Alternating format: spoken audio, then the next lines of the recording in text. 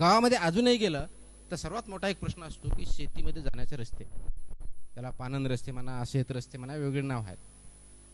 ते नावं असतात परंतु ते शेतकऱ्यामध्ये खूप मोठ्या प्रमाणात त्याच्यावरती भांडणं असतात. म्हणजे हा माझ्या शेतातून जातो, बांधवून जातो का, हा माझ बांध इकडं, हा दगड इकडं का तिकडं, हा एक प्रकार असतो.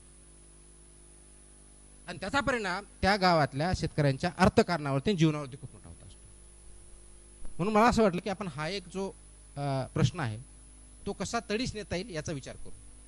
म्हणून शेतरस्ते किंवा पानंद रस्त्याची मोहीम आम्ही हाती घेतली की आपण जिल्ह्यातले जेवढे शेतरस्ते आहेत किंवा पानंद रस्ते आहेत ते त्याला पानंद मुक्त किंवा इन्क्रोचमेंट फ्री ज्याला म्हणू, अतिक्रमित मुक्त करायचे आणि ते रस्ते तयार करायचे असे ठरवलं.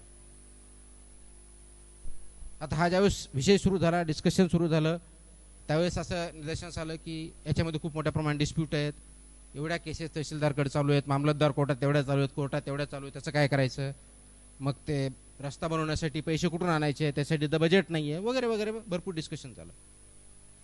आणि आम्ही ठरवलं त्याला शासकीय पैशाची गरज नाही, आपण शासकीय पैसा न घेताही ते काम करू शकतो.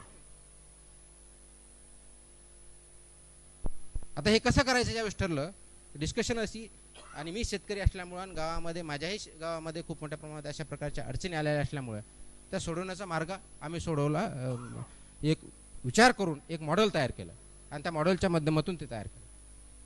प्रथमतः काही मोठे शेतकरी असतात ज्यांच्याकडे ऊस असतो, बागायतदार असतात, पण तिथपर्यंत जाण्यासाठी रस्ता नसतो, त्याच्यामुळे त्यांच्या मालाला वेळेवर माल न पोचल्यामुळे त्यांना आर्थिक भुर्दंड सोसावा लागतो.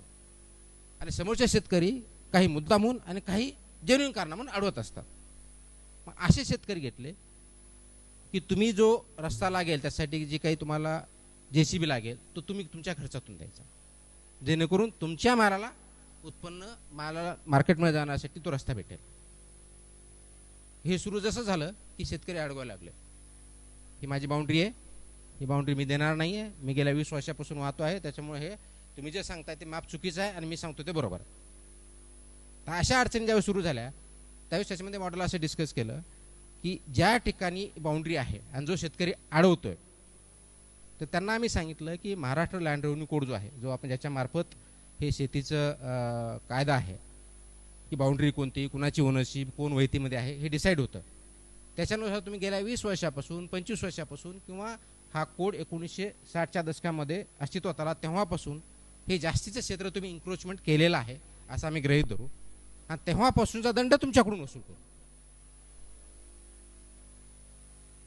तो दंड जर केला नाही तर त्याच्या पुढची जी कलम आहे ती लावून मग काय आपली IPC नुसार जी काय कारवाई करायची ती पण करू. याचा परिणाम असा झाला की अडवणारे शेतकरी कमी झाले, कारण जर दंड लावला तर तो लाखोमध्ये जाणार, त्यापेक्षा मार्ग करून द्या, तुम्हालाही फायदा होईल आणि समोरच्याला फायदा होईल, इकॉनॉमी वाढेल. हा एक प्रश्न सुटला. दुसरा प्रश्न सुटला की आम्ही असं ठरवलं होतं की ज्याच्या शेतातून रस्ता जातोय तिथं जेवढा खर्च येईल तो त्यांनी भरायचा, कारण शासकीय स्कीम तर नव्हती की ह्याच्यामुळे पानंद रस्ते करण्यासाठी आम्ही मातीसाठी एवढे देऊ, खडी करण्यासाठी एवढे देऊ. मग काही शेतकरी आम्ही देऊ शकत नाही असं म्हटलं. मग काही शेतकरी ज्यावेळी देऊ शकत नव्हते ते आजूबाजूच्या शेतकऱ्यांना मुद्दामून सांगितलं की तुम्ही करा, किंवा मग महाराष्ट्र ग्रामीण रोजगार हमी योजनेअंतर्गत त्यांना ते काम करायला हवं, दोन्हीपैकी एक काहीतरी करायचं.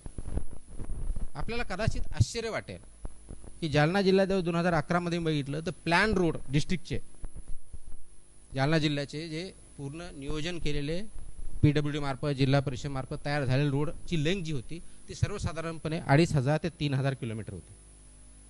आणि या पानंद रस्त्याच्या माध्यमातून 1 वर्षाच्या काळामध्ये लोकसहभागातून आपण 3000 किलोमीटर रस्ते तयार केले.